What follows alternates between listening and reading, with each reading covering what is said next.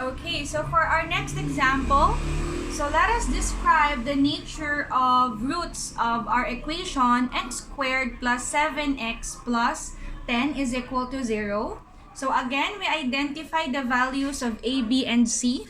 So we have here a is equal to 1, b is equal to 7, and c is equal to 10. Okay, from here, we substitute these values to our equation or to our expression b squared minus 4ac.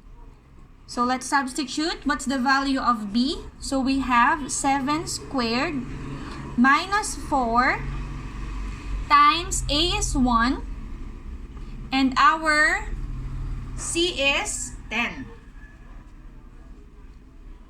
Okay, so we have b squared minus 4ac is equal to 7 squared is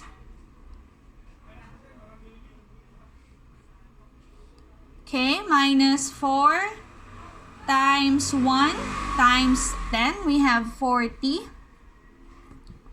So 49 minus 40 is 9.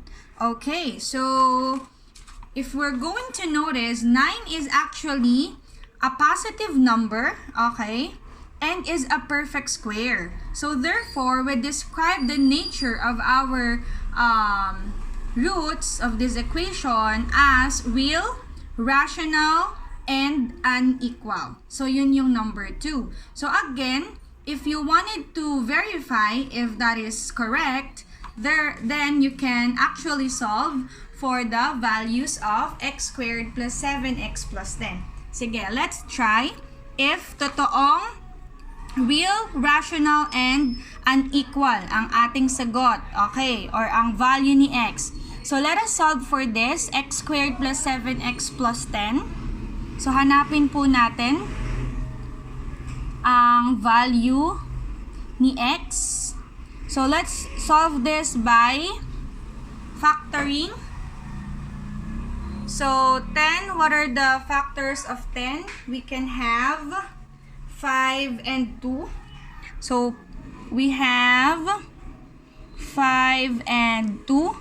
So if we're going to add, it would be equal to 7. So x times x is equal to 0. So let's separate this two factors and equate it to 0. So we have x is equal to negative 5 and x is equal to negative 2. So both are real, it's rational, and the values are not equal.